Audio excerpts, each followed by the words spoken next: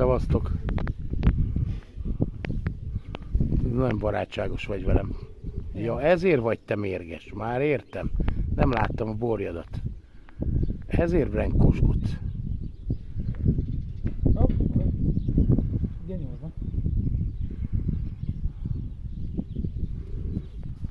Hát nem az anyjának ment a ciciére a borjú szerintem.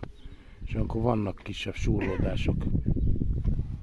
Ezért nézett ez ilyen mérgesen. Mert ott látod? El volt mögé bújva a kis boci. Boci és Pipi.